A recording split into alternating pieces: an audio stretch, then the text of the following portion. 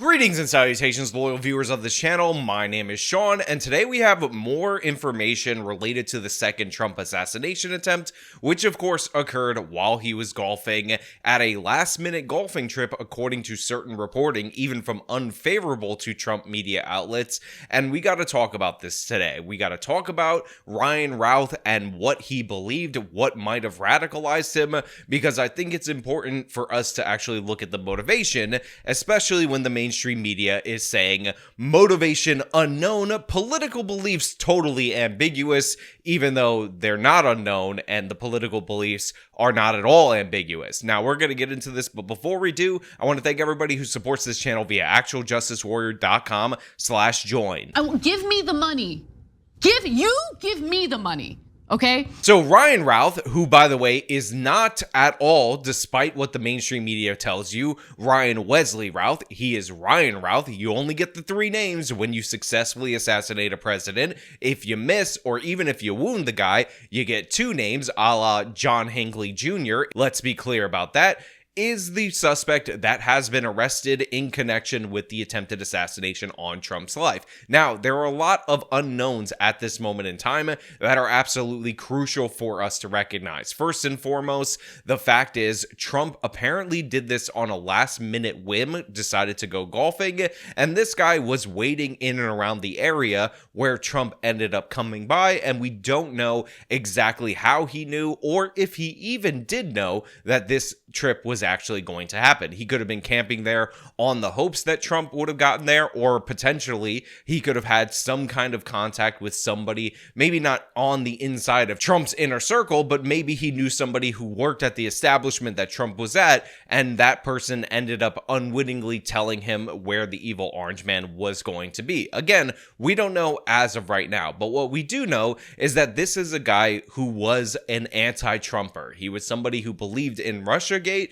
and part of the thing that looks like motivated him is the fact that he was a diehard supporter of Ukraine, and the media often misportrays Trump as super ultra pro-Russia. Now, we went over this yesterday. We talked about how Trump actually was more harsh on Russia before the invasion than Joe Biden. He was providing lethal aid to the Ukrainians. Joe Biden cut off that lethal aid. He actually approved the pipeline from Russia to Germany, and again, Trump was holding up all of those things and doing the opposite. So this is radicalization via the media, who tried to convince you for years and years and years that Trump was not only pro-Russia, but actually a puppet of Vladimir Putin. And this is really unfortunate. Please tell me who you are and why are you here? I'm 56, from the U.S., from North Carolina originally, so I live in Hawaii now, so flew all the way from Hawaii here. So the question as far as why I'm here, to me, you know, a lot of the other conflicts are gray, but this conflict is definitely black and white. This is about good versus evil. Now, I've said this before, and I will say it again to make myself 100% clear. Russia is not a friend to the United States of America. They are an enemy nation, and it actually is perfectly reasonable U.S. foreign policy for us to have the Russians degrade their military forces in the invasion of Ukraine. I know a lot of people out there in my audience have fallen for this trick where they basically smear Trump with Russia, so they end up saying Russia actually good, but to me, that has always been a dumb proposition. And again, even Trump administration policy, not his rhetoric all the time, but policy, has reflected the opposite, has reflected the reality that Russia is a hostile foreign power. And yes, it is good to degrade hostile foreign powers that want to upstage your influence in the United States of America. And for those of you who are like, well, Russia's anti-gay, so therefore they're base, you obviously are unfamiliar with Russia's actions in Africa, where they're anti-colonial in order to gain influence over there, because essentially what they do is pander to the populations depending on what they believe, even if they're pushing opposite belief systems in each place in order to gain a foothold. Don't be scammed by a foreign influence campaign. You're better than that. You should be smarter than that. That being said, obviously this guy had dramatic beliefs about good versus evil when it came to the Russia-Ukraine conflict, and that was on full display when he was interviewed by Newsweek. All the other conflicts are gray, but this conflict is definitely black and white. This is about good versus evil.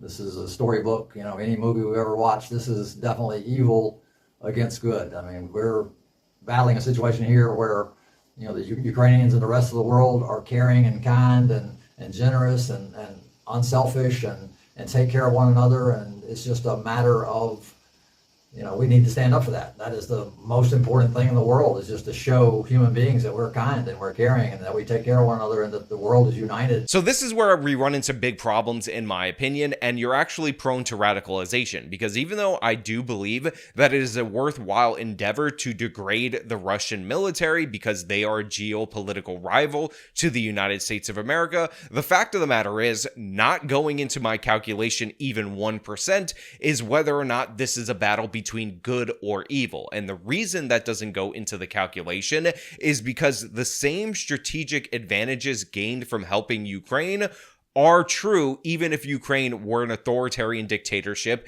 that was pro the United States of America. The fact of the matter is, historically speaking, whether it's Vladimir Putin, whether it's the Soviet Union, whether it's the czars or Russian empires before that, typically what happens with this nation is that they try to expand westward into Europe until they run into a stronger power, and that ultimately ends up leading to conflicts on the European continent. And unfortunately, in the last 100 years, when conflict breaks out on the European continent, that ultimately ends up leading to a world war where United States soldiers need to end up eventually fighting in that world war, and that's what I'm trying to prevent. So this guy's ideas of good versus evil and all that, to me, are maybe good for people that are on the ground, that are trying to fight in the fight, that actually need that motivation to continue on even when things might seem hopeless from time to time. But it also leads to radicalization, because if you believe Vladimir Putin is the ultimate evil, and then you also believe that the evil orange man is a puppet of Vladimir Putin, then the next logical conclusion, the next logical step you might make is that you have to do something about the puppet of Vladimir Putin, who might become president of the United States again. And this is what looks like to be the motivation for this guy's actions. Now, a lot of people, including myself, pointed out that he tweeted that he said, oh, in 2016 he voted for Trump, but then he changed his mind and he abandoned him.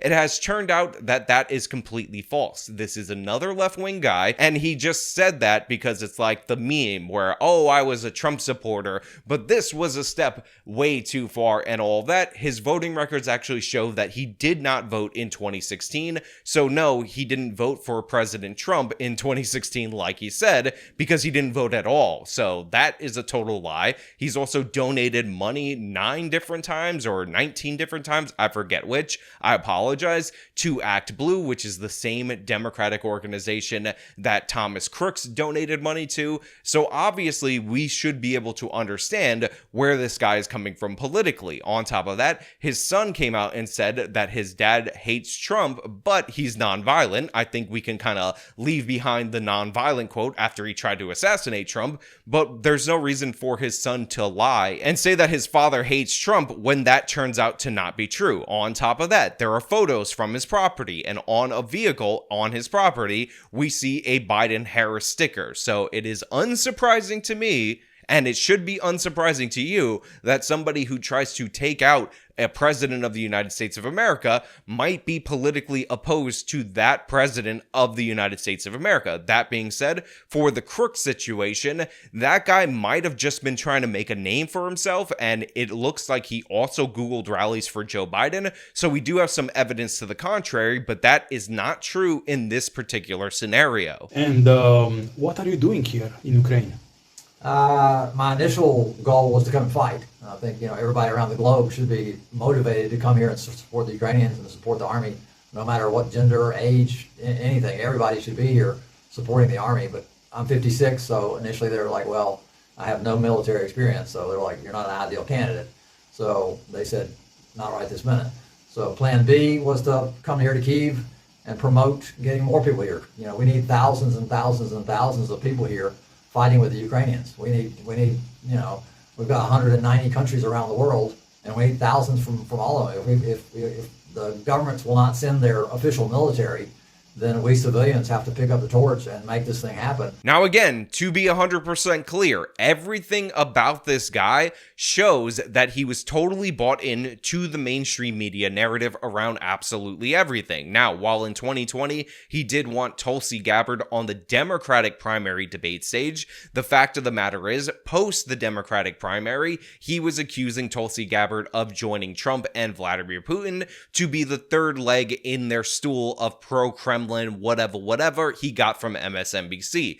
On top of that, he also praised Nikki Haley, not because he wanted Nikki Haley to be the Republican nominee because he was going to vote for her because he's actually secretly a Republican, but because MSNBC, CNN, and all these mainstream media outlets were pushing hard for Nikki Haley as a so-called viable alternative to the evil orange man, Donald Trump. So yeah, this guy was 100%, according to his post, what we can see as of right now, even though his Facebook page was deleted, a mainstream media radicalized type of figure. That's what it looks like right there. He was absolutely obsessed with the Ukraine-Russia war, which again, to me is weird for an American. Like, I understand the strategic element in it, but it's not something that I'm all that concerned about because I don't cover it compared to other topics on this channel. And because he was so obsessed, because he believed it was truly a battle between good and evil, in my opinion, and mainstream media painted Trump as in the pocket of Vladimir Putin,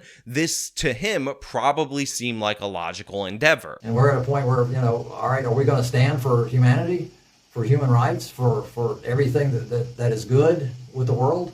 Or are we just going to ignore it? If everybody is complacent and doesn't join this fight, then guess who's going to win? It might take 10 years, but we're going to lose this battle if everyone around the globe does not stop what they're doing, get off the couch and come to Ukraine and defend the human rights of everyone around the globe. Now, look, I know a lot of people are going to say mental illness, and all of that, but honestly, and I think I need to emphasize this more in these type of situations, I don't care. If you have a mental illness and you need treatment, I feel sympathy for you. I'm empathetic for that particular situation. But as soon as you start engaging in the world in a violent way, I think it's important for society to lose sympathy for people, to not empathize, and to understand that that person has created a harm or the potential for a harm that in this particular case could have changed the course of American history. But even if he just lashed out at random private individuals, could have ended the lives or caused great suffering to the families of those affected by that particular episode. This idea that we need to be overly sympathetic to anyone and everyone who has a mental condition is wrong. It's incorrect. It's not even close. Once you act upon the world, once you start violating other people's rights, as soon as you pick up a gun in response to the delusions in your brain, you are a danger, and it doesn't matter if you have a little bit of depression, if you suffer from anxiety, if you're paranoid schizophrenic, if you're bipolar, or any of the above. You 100% stop being a victim once you become an aggressor, and I don't give a damn what your background is once you decide to take those actions. Now, of course, people are talking about this guy being a potential intelligence asset and all these other different various theories, and again, I'm going to leave that on the table for people to talk about, but it's not something that I'm going to engage in because the fact of the matter is we need more information to come out, and we actually have this guy alive as of right now. By the way, I would definitely be monitoring him so we don't end up in an Epstein situation, because we should be able to get more of his motivation from him once we go through the whole trial and all of that. On top of that, I will point out that for Kamala Harris and Joe Biden and the Democratic Party, another failed assassination attempt on Trump is the last thing that they could have possibly wanted. Because when one candidate is being targeted by various lone wolf actors, or if you believe this is a conspiracy, it makes no matter for the purpose of this argument, that person gains sympathy from people, and people start to wonder why they're trying to go after this guy, why they're trying so hard to stop this guy, and that is the last thing that her campaign needed at this moment in time. And of course, you have a bunch of different left-wingers on the internet who didn't believe the first time, even though it was on video in 4K, anybody could watch it, including that iconic photo where you can see the bullet in frame with Trump's head. And of course, people died in that particular instance. So they're definitely worried about this. They're definitely in a panic about this. But we should all be in a panic over the fact that the Secret Service has many a lapse in security. And by the way, these are two notable instances, but there has been widespread reporting about their failures and about them leading to potential dangers in the past consistently. Now, of course, they said it was impromptu, so they were only securing the next hole in front of Trump, and they didn't surround the perimeter like he was the sitting president. And while that might sound crazy, the fact of the matter is, if it is an impromptu decision, you kind of got to do something on the fly. That being said, the Secret Service in the past has done things to hold Trump back when they believe that there's a potential threat, so this still seems like a bungling by the Secret Service. And by the way, I would say the same exact thing in terms of the bungling by the Secret Service if the target of this was Kamala Harris, who is not the president as well, but is the vice president, and they are tasked with protecting her. The fact of the matter is, they got to give the illusion that you cannot touch the president. That is the Secret Service's real power, and they're losing that illusion right now with President Trump. And I do worry that another attempt is on its way. Another person is going to see this and think that it is possible, and maybe, just maybe, that would be successful, and that would be absolutely scarring for the people in this country. This is ridiculous. We should be able to secure the president of the United States, a former president of the United States, and I'm also worried for former presidents like Barack Obama, like Bill Clinton, like George W. Bush, and like Jimmy Carter, that this Secret Service protection is this lacking, because let's be honest, Trump is the most prominent former president in that he is the current Republican candidate for president in this go-around, so like the security should be higher for him in comparison to the security for Obama, Bush, again, Bill Clinton, and Jimmy Carter, especially when you factor in that the Secret Service is acknowledging that there's a different tier for when you're a sitting president, a candidate, or just a regular, ordinary former president. Now look, I know a lot of you are going to want me to delve more into the conspiratorial side of things and all of that, and I understand that, but I'm still waiting for more information to come out because I'm trying to be more responsible in my coverage, but I will leave the floor open to you guys out there in the audience. If you like this video, then show them by leaving a like, subscribe for more content, follow me on my social media, support me via the support links in the description of this video. This has been me talking about Ryanralth, the attempted assassin of President Trump, second one in just over 2 months. Till next time.